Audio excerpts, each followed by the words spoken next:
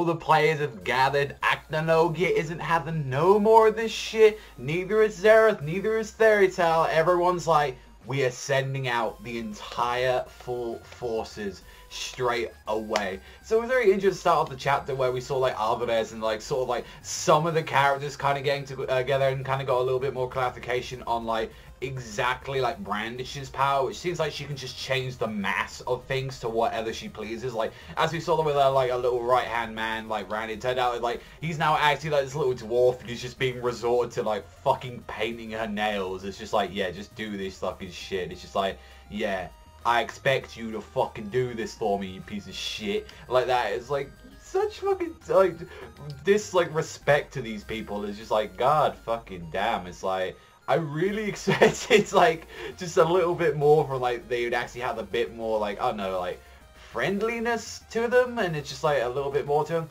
And when we actually got to see like more about them, because Markov was explaining, okay, I need to explain you about the people that I know on there. It's like, you know, obviously we got Zeref, who is the Emperor, but I've only met 6 of the people that are there. So we know that Inthel, he's the one that uses like ice magic, and that he's one of the closest aides in the console. We already know about Argil, who's the Desert King. That was the one that they were fighting off. And it was like pretty much stating off just straight off like, and we kind of get, yeah, the Winter General, he's the one that seems like he's going to go against the Grey. Argil kind of looks like the one that Natsu's going to go against. And when we talk about like more like with Brandish and like sort of her thing is like, yeah, she's actually able to change mass, and she really doesn't seem like she gives a fuck about anything, but she's just clearly explained, oh, it's, you know, it's a pain, but I don't mind as long as it's you. Like, so it seems like she has a big amount of respect for like Zeref. And when we see like even her, like the one Dimalia is like how it's like talking about her and like how her being the war princess is like, she, like, gadget, like, everyone about it, they don't know it's fucking magic at all. It's just like, oh, she's just a female knight and she's just triumphed through, like, many battles. And it's like, yeah, that's definitely one that I was expecting. That, you know, that's definitely the Urza match up there. And, like, even her, like, kind of relationship with Brandish, how they actually kind of, like, use their real names on it. It was, like, how they call her, like, Mary, like that. And it's like, I don't know, it's just, it's very weird, like, it seems like they know each other, like, on a personal level, but they're still not exactly the most friendliest. So, one that was the biggest fucking shock out of all of them was, like, Serena, how he fucking acted. We was expecting this big fucking silent badass going on there, and when they were saying, like, oh, Serena, it was painful for you when you had to burn down your home, and he just started, like, fucking doing this dramatic thing going, it wasn't! Like, just went like that, and I'm like, everyone's just like, the fuck? And he just starts doing all this posing and all that. He said it wasn't thanks like that. And I really wasn't expecting anything like that from Serena at all. I was really expecting like just some, oh, he's kind of cool, but it honestly makes it look more like the Yuri thing, because I still don't buy the whole shit about Yuri, like, oh, he just happened to die, because that just seems so off casual, like, oh yeah, he died. It's like, and even they said like that his strength is like something to not be taken lightly, trust me. And it's just like his demeanor is very, very weird from like what we've actually found out about him. And then when we talked about the other one, August, who was talking about we've all prepared for Ragnarok, the end of gods. So they're all getting ready for this giant fucking war. And to the point when Makarov is scared of this guy, saying his magic is nothing like any of the others. He can control every element, even the ancient ones, and compared to Zeref in terms of the types, it's probably even more than Zeref himself. I'm like, the fuck? Like, this guy's like, sounds like he's like someone that like, obviously a lot more like Aglila Hades, like he was like on that magic level, like he was pretty much getting close to the one magic. Like, I think that's the amount of depthness that he's gotten to, like, like, you know, the deepness of magic. And however he knows about those 6, he also knows, like, 3 of the remaining names. Bloodman, Nineheart, and Bard. Which we do get to see Bard in this chapter. We do get to see it known as Judge Bardman. And it's like, I don't know, it just sounds like a Rasta name. Hey, Bardman, how's it going, man? Like that. And he's just there, like, just, like, talking like, oh, you want the body of your former lover. Sinful, sinful. Like, I feel like he's some kind of sleazy ass. He looks kind of sleazy, like, even well, is like, and it's just when Zeref just explains it to him, it's like, no, I want the magic, not the person. And it's just like, I just want Ishika's destruction too. Mankind just must fucking perish. Like, I've just had enough of this bullshit. So I'm kind of curious. I'm like, all of these guys just, yeah, fuck it, we don't like the world anymore, and it's just like, we want it gone. And it's just like, they even accept, oh, we're pawns, like, and it's like, oh, by the way, leave it to me, I can take care of this shit. And it's like, no, we're going out for an all-out attack on Fairy Tail. I respect that Zeref is like, no, we are not fucking around with this and all that. And he said, guess what? If only if that was that easy. We're going all out, and we'll be advancing, starting with the Dragon King Festival.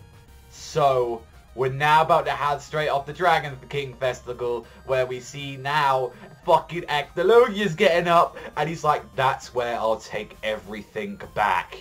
You know, my arm twitches from like the flame dragon, like that, and it's just the ending of the chapter, the absolute and one befitting on the title, the King of Dragons, I, Acnologia.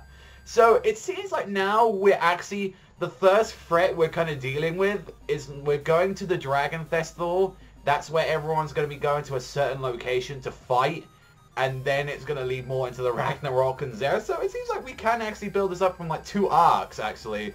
So, I mean, a lot of people, I mean, I was a little bit worried saying like, oh, this is potentially the last arc. It can still be, but it's like, it did say the prelude to the final battle. But yeah, all the fucking big players are getting ready to go. And I kind of like that we saw as well that Acnologia is kind of just using magic to just like have his arm right now. Because he's still kind of like reproducing because of like how fucked like Igneal just like wrecked him with that. And it's just like, this is very interesting to see. Like, and kind of curious, what exactly like, does he just want to take back revenge? Is like, we need to know what exactly whole Acnologia thing is. Like, what is his whole agenda? Why does he want to destroy everything? Is he just an asshole? Is there more? And also the relationship between him and Zeref. I really want to know what that is. Overall, I will say, I fucking love Acnologia's design. I'm not gonna lie. Holy shit, his human form looks badass, and it's still his dragon form. So, yeah, I'm kind of curious, like, and like all of them saying, yeah, we need to do this. And the whole thing about Natsu's arm as well was explained that it's something to be used against Zeref, but it's a one-time only situation. So that it does make me question if it is like a dragon transformation that I'm thinking like it was when we saw that movie kind of thing, when they like promote it. I'm wondering if it's like that, and it's like maybe he's not got full power yet, or is that just like all the power he's been building up like within that arm at like some point, like he's been carrying like the dragon force. Like, it's very interesting. It would be like see what's gonna happen with that. And yeah, like, I still think we're gonna need some fucking help. We're gonna need Sabretooth involved in this. We're gonna need all the other Blue Hex. We're gonna need all these guilds, I think, to even help us at the end, just to even take down these fuckers. So I'm curious about what's gonna happen about that. But it's like, yeah, it's kind of built up more threat that these guys are more fucking threatening, and I think like we kind of nailed it as well more with like who exactly going to be fighting who. So we do know that the Ice Guy Indel is going to be seen like fighting Grey. Agil, it honestly looks like that Natsu looks like he's going to be fighting him from that, like, from the perspective. Brandish, I have no idea if it can go on that level, but it definitely seems like the War Princess Demalia, like, is especially going to go against, like, Urza of all people. And Serena, I feel like Natsu's going to go against that guy, but he is fucking weird. And August, like, that guy, from what we know, he seems pretty fucking powerful, so I can't see. But I am curious to seeing meeting Bloodman, Nineheart, and kind of the other ones as well, like, so I'm kind of seeing, like, what exactly is, like, Bloodman, Nineheart, and Bard, what exactly are their whole agenda, or, like, how powerful they are, and kind of curious why those guys are shadowed up, so it must be that these guys are very intimidating. Either that, or they're people that we know. That'd be interesting if they're people that we know that actually came back and joined Zeref, but I don't know, I don't really see that. I feel like they're pretty much going to be, like, the whole thing that we had, like, going back with Blue Note, how like Blue Note was like shadowed out for so long, and he was like the biggest ace of like from what we had of Grim Your Heart. So it was honestly a really decent chapter, seeing the villains, seeing more like what's going on, Acnologia as well. And it seems like, yeah, the next arc that we're going into seems obviously the Dragon King Festival. So I'm really looking forward to that, and what exactly that more entails of the Dragon King Festival, and more of the fucking details, because we did get a lot of that kind of being hinted at during the Grand Magic game. So I'm looking forward to more about that. But that's all for me, everyone. So thank you very much for watching. As always, I'd give this one a solid 8 out of 10. This was a great chapter, and I can't wait. It's really hyping up these villains.